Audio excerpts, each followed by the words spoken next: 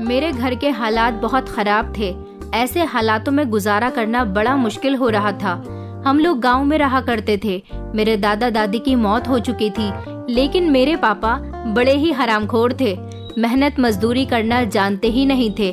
शादी होने के बाद उन्होंने मेरी माँ को नौकरी करने के लिए घर से निकाल दिया था और वो उनसे कहते थे कि मुझसे मेहनत मजदूरी नहीं होती, मैं तुझे कुछ कमाकर नहीं दे सकता।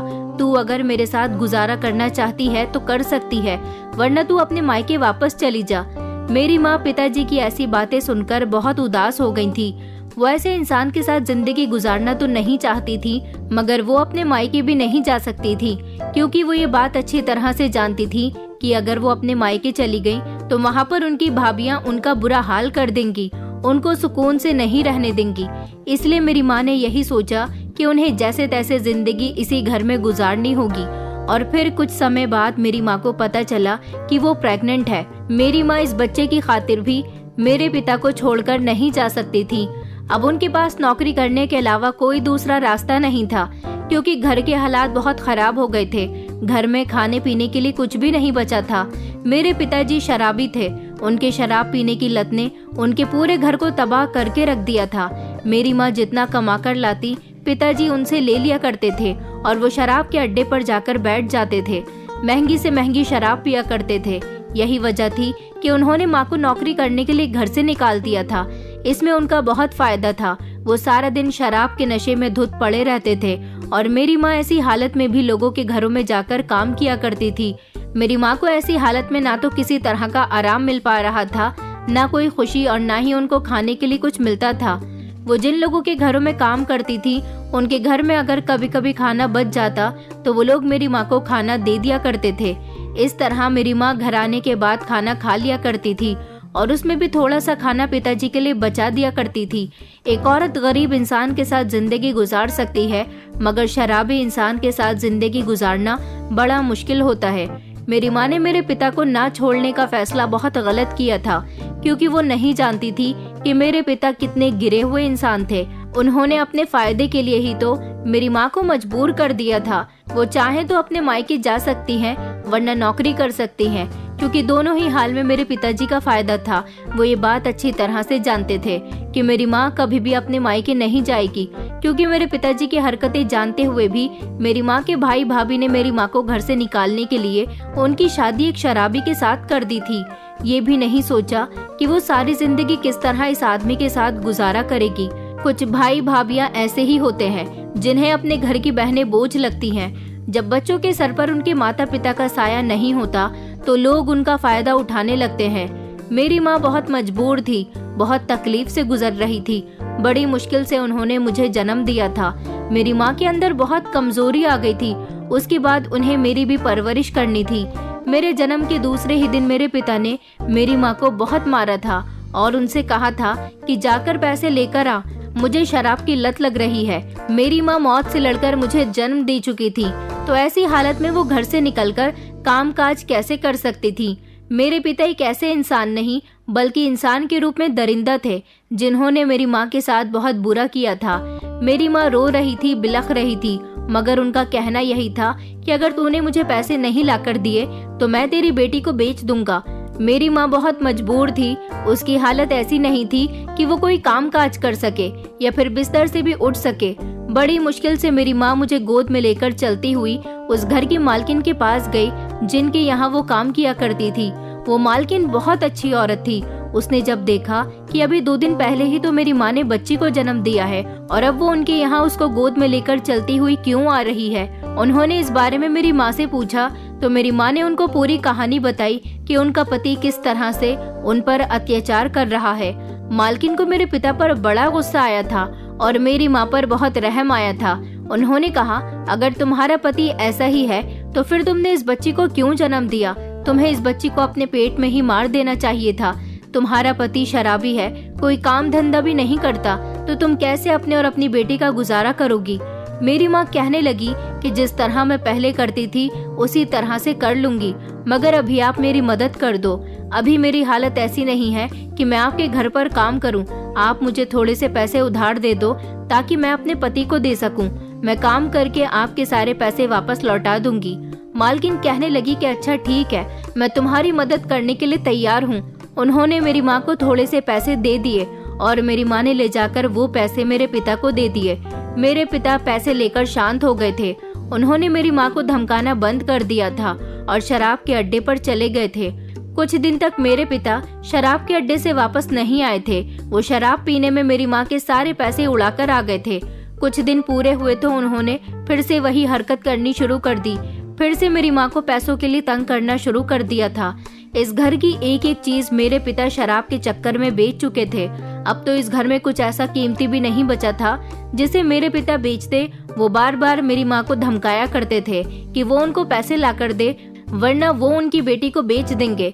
मेरी माँ डर जाती थी कि एक शराबी इंसान जो किसी भी हद तक गुजर सकता है, वो एक दिन अपनी बेटी को भी बेच सकता है। मेरी माँ ने जल्द से जल्द खुद को ठीक करने की कोशिश की थी और फिर वो मुझे लेकर जल्द ही लोगों के घरों में काम करने जाने लगी थी। उस समय मैं बहुत छोटी थी। मेरी माँ मुझे दूध पिलाकर जल्दी से सुला दिया करती थी और अपना काम कर लिया करती थी। मालकिन को भी कोई एतराज नहीं होता था कि वो अपनी छोटी सी बच्ची को वहाँ लेकर जाती थी, बल्कि मालकिन तो मेरी माँ पर बहुत तरस खाती थी। मालकिन ने जो पैसे मेरी माँ को उधार दिए थे वो भी माफ कर दिए थे।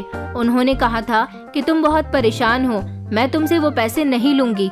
मेरी माँ मालकिन के घर का काम करती, अपना और मेरा गुजारा करती और बाकी के पैसे पिताजी ले लिया करते थे। जिंदगी इसी तरह से गुजर रही थी। हालात से जंग जीतकर मेरी माँ ने मेरी परवरिश की थी और फिर मेरी उम्र 10 साल हो गई थी। मेरी माँ मेरा बहुत ख्याल रखती थी। मेरी माँ मेरे पिता से छुपकर मेरे लिए पैसे इकट्ठे करती थी। वो चाहती थी कि मैं पढ़ लिख कर कामयाब इंसान बनूं, अपनी माँ का सहारा बनूं और उसकी जिंदगी से सारी परेशानियों को दूर निकाल फेंक दूं। मेरी माँ ने मुझे मेरे पिता की नजरों से बहुत बचाकर रखा था। मेरी माँ को यही डर रहता था कि कहीं मेरा पिता मुझे पैसों के लिए बेच न दे। इसलिए मेरी माँ मुझे 1 मिनट के लिए भी अपनी आंखों से दूर नहीं करती थी। वो मुझसे बहुत प्यार करती थी। मुझे हमेशा अपने साथ ही काम पर लेकर जाती थी। मेरी माँ ने अब अलग अलग जगह काम करना शुरू कर दिया था। उन्होंने अपने दिन का समय बांध लिया था। वो दिन में 3 घंटे दूसरे घर में काम किया करती थी और उसके बाद के 3 घंटे सरपंच जी की हवेली में काम करती थी और फिर उसके बाद के 3 घंटे दूसरी हवेली में काम किया करती थी। इस तरह मेरी माँ को लोगों के घरों का काम करते करते सुबह से लेकर रात हो जाती थी। मेरे पिता को इस बात का कोई एहसास नहीं था कि उनकी पत्नी कितनी मेहनत करके पैसा कमाती है और वो है कि शराब में उनकी मेहनत की कमाई उड़ा देते हैं। मेरी माँ अब इतनी ज्यादा मेहनत सिर्फ अपनी बेटी के लिए करने लगी थी। वो चाहती थी कि उनकी बेटी अच्छे स्कूल से शिक्षा हासिल करे, मगर मैं 10 साल की हो गई थी। मैं अभी सरकारी स्कूल में जाती थी। मेरी माँ मुझे शहर में एडमिशन दिलवाना चाहती थी, लेकिन उसके लिए बहुत पैसे लग रहे थे। मेरी माँ ने कई बार पिताजी से इस बारे में बात करने की कोशिश की थी। उनसे कहा था, अब हमारी बेटी जवान हो रही है, अब तुम शराब पीना छोड़ दो। आखिर तुम कब तक ये सब करते रहोगे? एक दिन हमारी बेटी जवान होगी, हमें उसकी शादी भी तो करनी है और मेरा सपना है कि मैं अपनी बेटी को पढ़ा लिखा कर कामयाब बनाऊं। मैं अपना ये सपना जैसे तैसे पूरा करके ही रहूंगी। मेरे पिता कहते थे कि बेटियों की शादी नहीं होती, उन्हें तो ससुराल जैसे नरक में झोंक दिया जाता है, जहाँ पर वो तेरे जैसे ही नौकरानियां बनती हैं। हम गरीब लोग अपनी आंखों से सपने नहीं देख सकते। सपने देखने का हक तो उन लोगों का होता है जिनके पास भारी रकम होती है। तेरे पास क्या है? तू तो खुद लोगों के घरों में झाड़ू बर्तन करती है।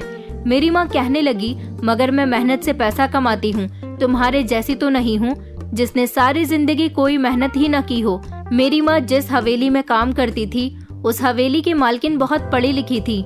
मेरी माँ ने उनसे बात की थी कि वो मुझे पढ़ा दिया करें। मैं स्कूल भी जाती थी और उनसे भी पढ़ती थी। धीरे धीरे मैं जवान होने लगी। मेरी उम्र 16 साल हो गई। मैं अपने ही गांव के सरकारी स्कूल से इंटर कंप्लीट कर चुकी थी। मैं पढ़ाई में बहुत अच्छी थी। मेरी माँ मुझे देखकर बहुत खुश हुआ करती थी। मेरी माँ अब चाहती थी कि पिताजी अब शराब पीना छोड़ दें। अब मेरी माँ के बस की नहीं थी कि वो अपनी मेहनत की कमाई उन्हें देती रहे, इसलिए उन्होंने पिताजी को पैसे देना बंद कर दिया था। पिताजी मेरी माँ से पैसे मांगा करते थे और जब वो मेरी माँ पर हाथ उठाया करते थे तो मैं अपनी माँ को बचा लिया करती थी, क्योंकि मैं अब इतनी बड़ी हो चुकी थी कि अपनी माँ को पिताजी के हाथों से पिटता नहीं देख सकती थी। पिताजी घर से चले गए थे और काफी दिनों तक घर वापस ही नहीं आए थे। मेरी माँ कहने लगी कि पता नहीं तुम्हारा पिता कहाँ चला गया है। वो बस इसी टेंशन में रहती थी। फिर एक दिन पता चला कि मेरे पिताजी ने हमारे इस घर को बेच दिया है। उन्होंने अपना शराब का इतना कर्जा कर लिया था कि उन्हें अपना कर्ज उतारने के लिए हमारे घर को बेचना पड़ गया। ले देकर हमारे पास ये घर ही तो था, ये घर भी मेरे पिता ने बेच दिया था। क्योंकि गांव की जमीनें ज्यादा महंगी नहीं थी, हमारा घर छोटा सा था, इसलिए इसकी कीमत भी ज्यादा नहीं थी, मगर ये हमारे सर पर साया बना हुआ था। अब हम लोग कहाँ जाते?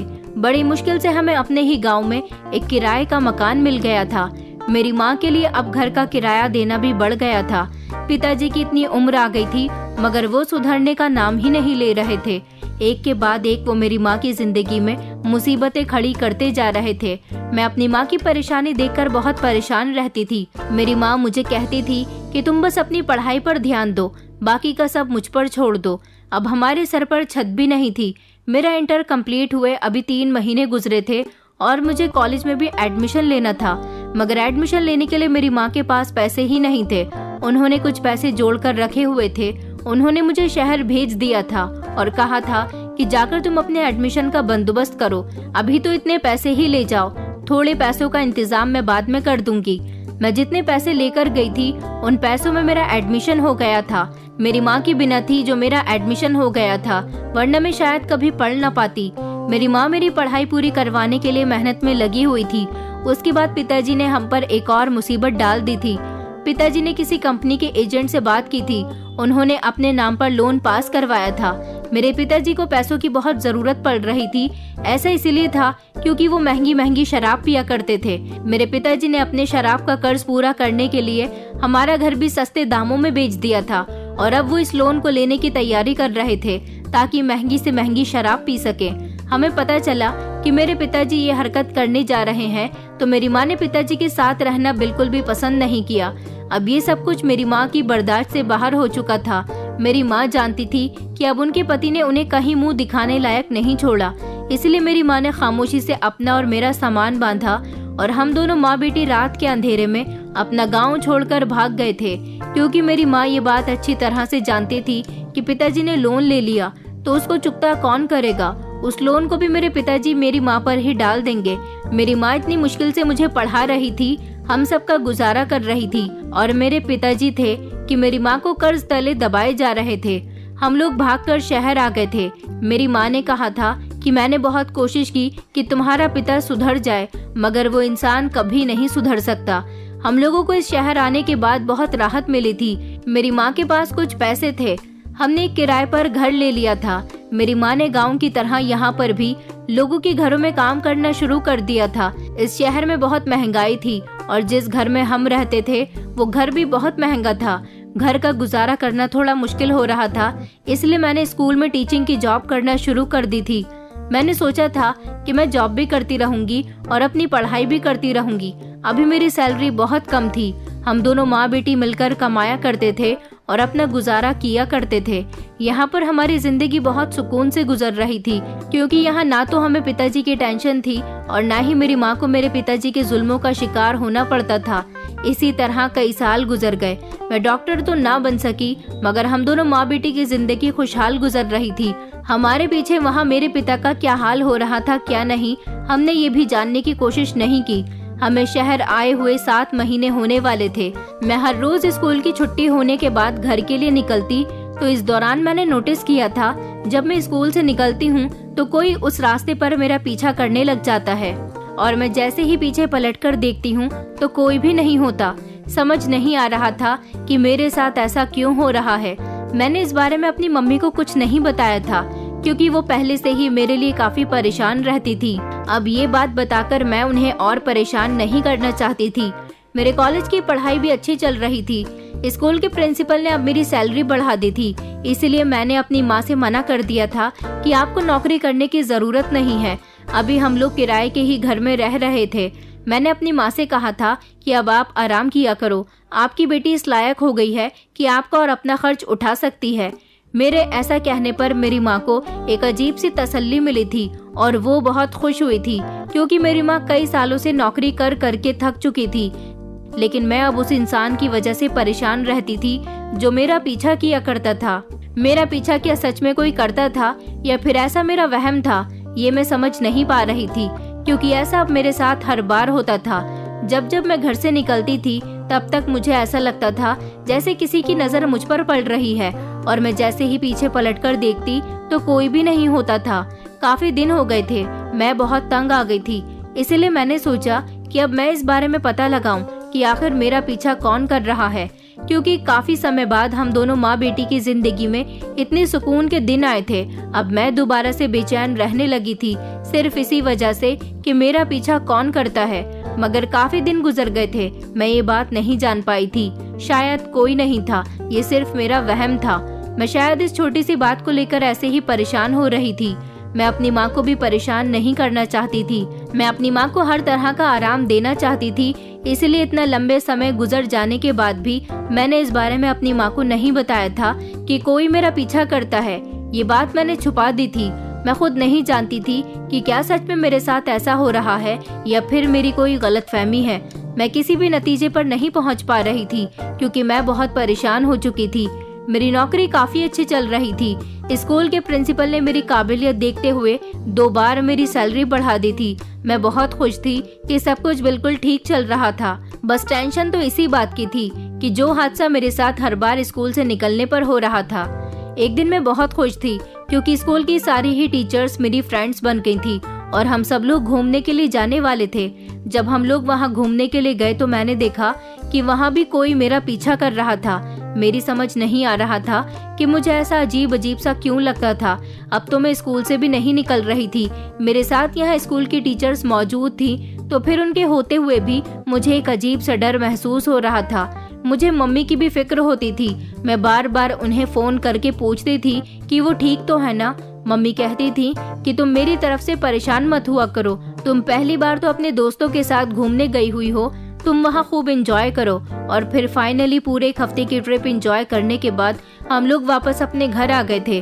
मैं घर आई तो मम्मी ने मुझे बताया कि जिस घर में हम रेंट पर रहते हैं उस घर के मालिक चाहते हैं कि अब हम इस घर को खाली कर दें। मम्मी कहने लगी कि बेटा, घर को खाली करने के बाद हमें दूसरे घर में शिफ्ट होना पड़ेगा, तुम दूसरा घर तलाश करना शुरू करो। मैंने दूसरे घर की तलाश करना शुरू कर दिया था। मैं बहुत परेशान थी कि मकान मालिक को हमें इस बारे में पहले बताना चाहिए था। वो घर खाली करवाने के लिए बहुत जल्दबाजी कर रहे थे। समझ नहीं आ रहा था कि इतनी जल्दी मैं कहां से घर की तलाश करूं, क्योंकि हमें तो अपने बजट में बैठने वाला ही घर देखना था। और अब जल्दबाजी में मुझे जितने भी घर रेंट पर मिल रहे थे उन सभी का रेंट बहुत ज्यादा था, जो मैं अफोर्ड नहीं कर सकती थी। मकान मालिक ने हमें घर खाली करने के लिए 2 दिन का टाइम दे दिया था। अब इस 2 दिन में मुझे बहुत कुछ करना था। मैं अपनी क्लासरूम में छुट्टी हो जाने के बाद परेशान सी बैठी हुई थी, तभी स्कूल के प्रिंसिपल क्लास में आए और मुझे परेशान बैठा हुआ देखकर कहने लगे कि मिस, आपको घर नहीं जाना, पूरे स्कूल की छुट्टी हो चुकी है, सभी लोग जा चुके हैं। मैंने कहा जी सर, मैं बस जा ही रही हूँ। ये कहकर मैं वहाँ से उठने लगी थी, तभी प्रिंसिपल ने फिर से मुझे रोक लिया और कहने लगे कि क्या हुआ, आप कुछ परेशान लग रही हैं। मैंने उनको अपनी प्रॉब्लम के बारे में बता दिया तो वो कहने लगी कि बस इतनी सी बात है, चलिए मैं आपकी मदद कर देता हूँ। मैंने कहा आप मेरी मदद काफी कर चुके हैं, आपने 2 बार मेरी सैलरी बढ़ा दी है और वैसे भी आप मुझे टाइम से पहले सैलरी देकर मुझ पर बहुत बड़ा एहसान करते हैं। प्रिंसिपल सर कहने लगे कि नहीं, आपको मेरा एहसानमंद होने की जरूरत नहीं है, आप एक काबिल टीचर हैं। ऐसी टीचर को अपने स्कूल में रखने के लिए प्रिंसिपल को टीचर की मदद करनी ही होती है। मैं आपकी प्रॉब्लम सॉल्व किए देता हूँ। हमारा एक मकान खाली पड़ा हुआ है, कुछ दिनों पहले हमने उसमें से किराएदार निकाल दिए थे, अभी कोई नए किराएदार नहीं रखे हैं। अगर आप चाहो तो अपनी मम्मी के साथ वहाँ पर रह सकती हो। प्रिंसिपल सर की बात सुनकर मैं बहुत खुश हो गई थी। मैंने कहा सर, ये तो बहुत अच्छी बात है, आपका बहुत बहुत शुक्रिया। प्रिंसिपल सर ने कहा कि आपको एडवांस देने की भी कोई जरूरत नहीं है, आपका रेंट लेट भी हो जाया करेगा तब भी कोई बात नहीं। प्रिंसिपल सर ने मेरी बहुत बड़ी प्रॉब्लम को सॉल्व कर दिया था। मैं बहुत खुश थी। घर आकर मैंने मम्मी को जब इस बात के बारे में बताया तो मम्मी भी खुश हो गई थी और उन्होंने कहा कि तुम्हारे स्कूल के प्रिंसिपल साहब सच में बहुत अच्छे इंसान हैं। प्रिंसिपल सर लगभग 27 साल की उम्र के थे। ये स्कूल उनके पिता का था, मगर उनके पिता के मरने के बाद उन्होंने स्कूल की जिम्मेदारी संभालनी शुरू कर दी थी। अगले ही दिन हमने वो घर खाली करने के बाद प्रिंसिपल सर के घर में अपना सारा सामान शिफ्ट कर लिया था। अब हम लोग यहाँ बेफिक्री से रह रहे थे क्योंकि ये घर बहुत अच्छा था। मैं प्रिंसिपल सर को अपनी सैलरी से ही रेंट कटवा दिया करती थी, लेकिन मैं अभी भी परेशान थी क्योंकि मुझे अभी भी यही लगता था कि कोई मेरा पीछा कर रहा है। हम इस नए घर में जब से आए थे मैंने देखा था कि हमारे घर के गेट के थोड़ी सी ही आगे एक ऑटो वाला हमेशा खड़ा रहता था। इस घर से मुझे स्कूल बहुत दूर पड़ता था, इसलिए मैंने सोचा कि मैं इसके साथ ही स्कूल चली जाया करूंगी। मुझे लगा कि शायद इस ऑटो वाले का घर यहीं कहीं आसपास ही होगा, तभी तो वो अपनी ऑटो ज्यादातर यहीं खड़ी करता है। एक दिन मैं इस ऑटो वाले की ऑटो में झांक कर देखने लगी तो ये ऑटो वाला कहने लगा कि कहाँ जाना है मैडम, बताओ। तो मैंने उसे स्कूल का एड्रेस बताया था। ये ऑटो वाला मुझे स्कूल तक लेकर चला गया था। अगले दिन भी मैं इसी की ऑटो में बैठकर स्कूल चली गई थी और फिर उसके बाद ऐसा ही होने लगा था। अब मैं हर बार ही इसी की ऑटो से जाया करती थी। एक दिन इस ऑटो वाले ने मुझसे बड़ा ही अजीब सवाल किया था। वो कहने लगा कि आपकी शादी हो गई है। मैंने इसे चौंक कर देखा। मैंने कहा, तुम ये कैसा सवाल कर रहे हो? तो वो कहने लगा कि मैं जानता हूँ कि आपकी शादी नहीं हुई है, लेकिन फिर भी आपसे पूछ रहा हूँ कि क्या आप किसी को पसंद तो नहीं करती या फिर आपकी कहीं मंगनी तो नहीं हो गई? मैंने कहा कि नहीं नहीं, ना तो मेरी मंगनी हुई है और ना ही मैं किसी को पसंद करती हूँ। तो वो कहने लगा कि चलो ये तो बहुत अच्छी बात है, देखना मैडम, एक दिन मेरी शादी तुम्हारे साथ होगी। उसकी ऐसी बात सुनकर मेरे होश उड़ गए थे। उसकी हिम्मत कैसे हुई कि वो इतनी बड़ी बात कह रहा था? मैंने कहा था कि ये तुम किस तरह से बात कर रहे हो? तो वो मेरी इस बात पर जोर जोर से हंसने लगा। इतनी जोर जोर से हंसने लगा कि उसे देखकर ऐसा लग रहा था कि वो कोई नॉर्मल इंसान नहीं है, बल्कि वो कोई पागल इंसान है। मैं तो उसे पैसे देकर अपने स्कूल के अंदर आ गई थी, मगर ना जाने क्यों बच्चों को पढ़ाते समय मेरे दिमाग में बार बार इस ऑटो वाले की बातें घूम रही थी। अगले दिन फिर से जब मैं उसकी ऑटो में बैठी तो उसने फिर से मुझसे वही बात कही, देखना एक दिन मेरी तुम्हारे साथ शादी जरूर होगी। मैं फिर से कंफ्यूज हो गई। हालांकि उसका काम इतना होता था कि वो हर रोज मुझे मेरे घर से स्कूल ड्रॉप किया करता था, मगर कभी भी उसने मेरे साथ कोई बदतमीजी करने की कोशिश नहीं की थी। मैंने ये बात अपने ही स्कूल की एक टीचर को बताई तो वो मेरी बात सुनकर जोर जोर से हंसने लगी और कहने लगी कि वो ऑटो वाला जरूर कोई पागल इंसान होगा। मैंने भी उससे यही कहा, हाँ तुम ठीक कह रही हो। कहाँ मैं खूबसूरत जवान पढ़ी लिखी लड़की और कहाँ वो मोटा सा काला सा उम्रदार आदमी जो मुझसे शादी करने की बात करता है, वो कोई पागल ही होगा। ये बात सोचकर मैंने उस आदमी की बात को ज्यादा सीरियसली नहीं लिया था, मगर मैंने नोटिस किया था कि वो बाकी किसी से ऐसी बात नहीं कहता था। जब भी मैं उसके ऑटो में बैठती तो वो मुझसे यही कहता था कि तुम्हारी मेरे साथ एक न एक दिन शादी जरूर होगी। मैं उस दिन का इंतजार करूंगा और वो दिन बहुत जल्द आने वाला है। उस ऑटो वाले की बातों पर तो अब मैंने ध्यान देना छोड़ दिया था और जब से मैं इस ऑटो वाले के साथ इसके ऑटो में बैठकर स्कूल जाने लगी थी, मुझे एक तरह का सुकून रहता था। ऐसा लगता था जैसे अब किसी की नजर मुझ पर नहीं पड़ती। एक दिन ऐसा हुआ कि वो ऑटो वाला मुझे छोड़ने स्कूल गया ही नहीं, क्योंकि वो वहाँ पर मौजूद ही नहीं था। मैंने सोचा कि आज मैं पैदल ही चली जाती हूँ। मैं जब स्कूल के रास्ते पर पैदल चल रही थी तो मैंने देखा कि 2 गुंडे वहाँ पर आ गए थे। वो मेरे साथ छेड़छाड़ करने की कोशिश कर रहे थे। उन्होंने अपने चेहरे पर मास्क लगाया हुआ था। मैं उनसे बचने की कोशिश कर रही थी। मुझे बहुत डर लग रहा था। मैंने आसपास देखा तो मुझे कोई भी नजर नहीं आ रहा था। मैं चीख रही थी, चिल्ला रही थी। मुझे ऐसा लग रहा था जैसे आज मेरी इज्जत इन दोनों गुंडों के हाथों नीलाम होने वाली है। वो दोनों मुझे पकड़ने की कोशिश कर रहे थे, मगर मैं तेज तेज भाग रही थी। तभी अचानक मेरी टक्कर किसी से हुई और उसने मुझे अपनी बाहों में भर लिया था। जब मैंने नजर उठाकर देखा तो मैं दंग रह गई थी कि जिस इंसान ने मुझे संभाला था वो इंसान कोई और नहीं बल्कि प्रिंसिपल सर थे। मेरी जान में जान आई थी। प्रिंसिपल ने जब उन लोगों की तरफ लपकने की कोशिश की तो वो दोनों ही गुंडे वहाँ से भाग गए थे। मैंने प्रिंसिपल सर से कहा कि आपका बहुत बहुत शुक्रिया, आपने मुझे बचा लिया, वरना ना जाने आज मेरे साथ क्या होता। प्रिंसिपल सर मुझे अपने साथ स्कूल ले गए थे और उन्होंने जिम्मेदारी ली थी कि वो मुझे खुद स्कूल से घर और घर से स्कूल लाने की जिम्मेदारी उठाएंगे। मैंने उनसे मना भी किया था, मगर उन्होंने कहा कि नहीं, मैं तुम्हारी हर तरह से मदद करना चाहता हूँ। मैं ये सब देखकर बहुत हैरान हो रही थी कि आखिर प्रिंसिपल सर मुझ पर कुछ ज्यादा ही मेहरबान होने लगे थे। एक दिन मुझे इस बात के बारे में भी पता चल गया कि आखिर वो मुझ पर इतने मेहरबान क्यों होते थे। जब उन्होंने मुझसे अपनी मोहब्बत का इजहार किया, उन्होंने कहा कि तुम मुझे बहुत पसंद आ गई हो। जिस दिन से तुम इस स्कूल में आई हो उसी दिन से स्कूल के बच्चों की पढ़ाई बहुत अच्छी चल रही है। क्योंकि तुम एक काबिल और होनहार टीचर हो और मैं भी तुम्हें बहुत पसंद करने लगा हूँ। तुमसे शादी करना चाहता हूँ। मगर मैंने अभी प्रिंसिपल सर से शादी के लिए इनकार कर दिया था, लेकिन उनकी मोहब्बत के लिए हाँ कर दी थी, क्योंकि मैं भी उन्हें पसंद करने लगी थी। मेरे मन में भी उनके लिए प्यार मोहब्बत भरी फीलिंग्स जागती थी। मैंने कहा था कि आपको अपनी फैमिली को मेरे घर रिश्ता लेकर भेजना होगा, तभी मैं आपसे शादी करूंगी। प्रिंसिपल सर ने कहा था कि मुझे इस बात पर कोई एतराज नहीं है, क्योंकि मैं तुम्हें इज्जत से अपनी जिंदगी में शामिल करूंगा। उस दिन मैं बहुत खुश थी और जब मैं अपने घर गई तो मैंने देखा कि मेरी माँ बहुत परेशान थी।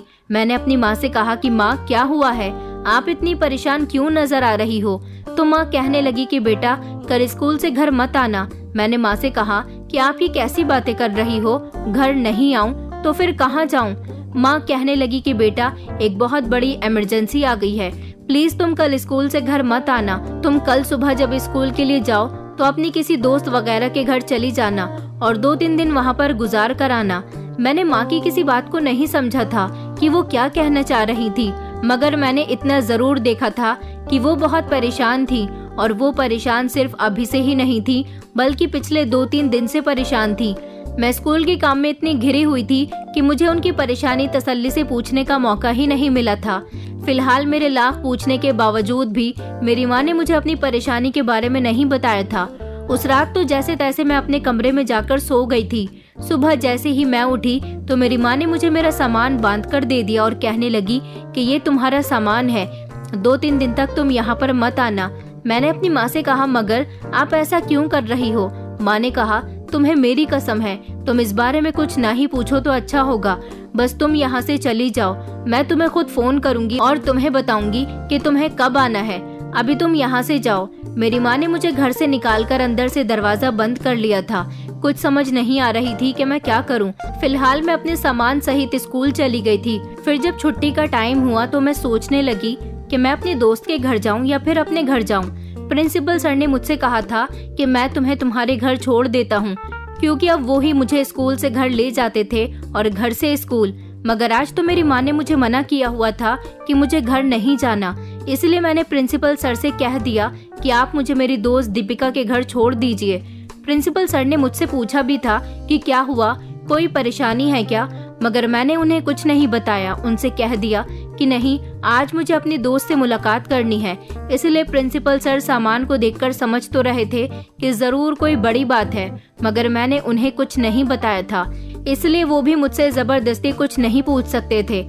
उन्होंने मुझे मेरी दोस्त के घर पर छोड़ दिया था। मैंने अपनी दोस्त को बताया था कि मैं तुम्हारे घर पर 2-3 दिन के लिए आई हूँ। उसे भी कोई एतराज नहीं था। मैं उसके घर पर आराम से रह सकती थी, क्योंकि वो अकेली ही अपने घर में रहती थी। उसकी सिर्फ 2 बहनें थी और वो दोनों बहनें जॉब करती थी। मुझे अभी अपने दोस्त के घर आए हुए 2 घंटे गुजर गए थे। मैं सोच रही थी कि मैं क्या करूं। आखिर माँ ने मुझे घर आने के लिए मना क्यों किया? आखिर माँ क्या कर रही है? फिर मैंने सोचा कि कहीं मेरी माँ के साथ कुछ गलत तो नहीं होने वाला। मुझे डर लगने लगा था, एक अजीब सी घबराहट सवार होने लगी थी। इसलिए मैंने ना कुछ सोचा और ना समझा और अपने दोस्त के घर से निकल गई थी। मुझे याद आया कि जरूर कोई बड़ी बात ही होगी। मेरी माँ किसी मुसीबत में फंस गई तो क्या होगा? मुझे उन्हें अकेला नहीं छोड़ना चाहिए था। मैं अपने घर की तरफ जाने लगी, तभी रास्ते में मुझे प्रिंसिपल सर का फोन आ गया। मेरी आंखों में पहले से ही आंसू थे। मैं अपनी गलती पर पछता रही थी कि मुझे अपनी माँ की बात को नहीं मानना चाहिए था। इतनी ही देर में प्रिंसिपल सर की कॉल आई। मैंने जब उनसे हेलो बोला तो वो समझ गए थे कि मैं रो रही हूँ। प्रिंसिपल सर घबरा गए और कहने लगे कि तुम्हें क्या हुआ है, तुम क्यों रो रही हो? मुझसे बर्दाश्त नहीं हुआ तो मैंने उन्हें सब कुछ बता दिया। मैंने कहा, मैं अभी और इसी समय अपने घर जा रही हूँ। मेरी माँ का बर्ताव मुझे कुछ ठीक नहीं लग रहा था। प्रिंसिपल सर कहने लगे कि अच्छा ठीक है, तुम अपने घर जाओ और अपना ख्याल रखना। ये कहकर हम दोनों ने फोन बंद कर दिया था। मैं जैसे ही अपने घर पहुंची तो ये देखकर मेरे पैरों तले से जमीन निकल गई थी कि वहाँ पर बहुत भीड़ लग रही थी। बहुत सारे लोग इकट्ठा थे। मैं जल्दी से घर के अंदर घुसी तो ये देखकर मेरे होश उड़ गए थे कि मेरे घर में वही ऑटो वाला आदमी बैठा हुआ था। वो दूल्हा बना हुआ था, जबकि मेरी माँ दुल्हन के कपड़ों में मौजूद थी। ये सब क्या हो रहा था? पंडित जी भी मौजूद थे, जो मंत्र पढ़ने के लिए बिल्कुल तैयार बैठे थे। मैं जैसे ही अपनी माँ के पास पहुँची तो मेरी माँ ने मुझे देखा और वो कहने लगी कि तू यहाँ पर क्यों आई है? अब मैं समझ गई थी कि मेरी माँ ने मुझे यहाँ से निकालकर शादी रचाने के बारे में सोच लिया था। माँ ने कहा, मैंने तुझे मना किया था ना। इससे पहले मैं कुछ और सोचती, एक आदमी ने उठकर घर का दरवाजा बंद कर दिया, मुझे धक्का देकर मेरी माँ के बराबर में बिठा दिया। तभी मुझे पता चला कि ये वही एजेंट है जिसने मेरे पापा को पैसे दिलवाए थे, जिसके बाद मेरे पापा इस दुनिया से चले गए।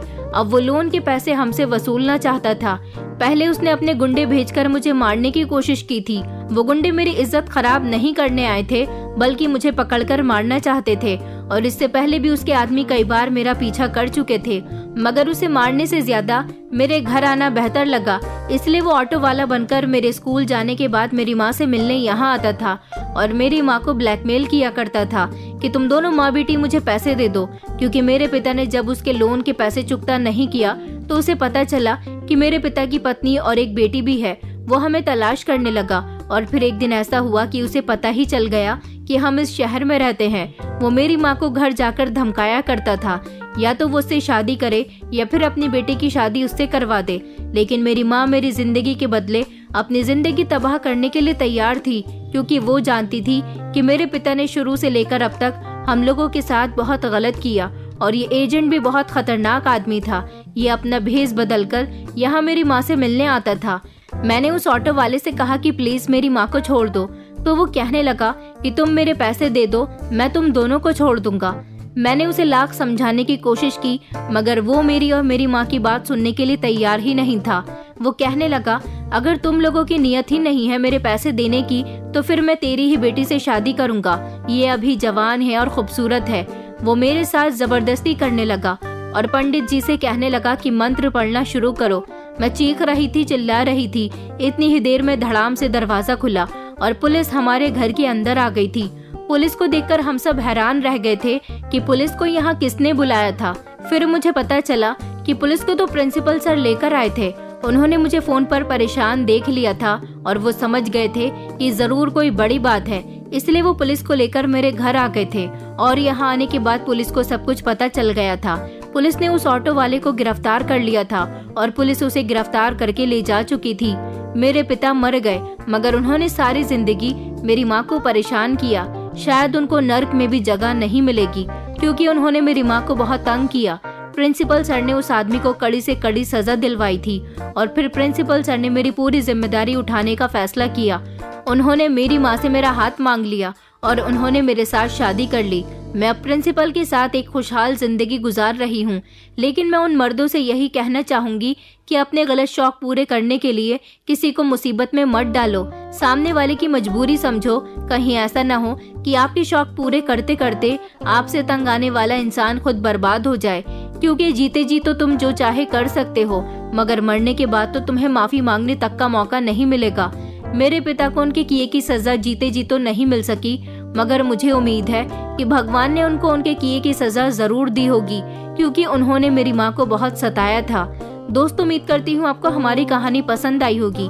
कहानी पसंद आई है तो वीडियो को लाइक करें, चैनल पर नए हैं तो चैनल को सब्सक्राइब करें और हाँ, नोटिफिकेशन बेल को जरूर दबाएं ताकि अगली अपडेट सबसे पहले आपको मिले।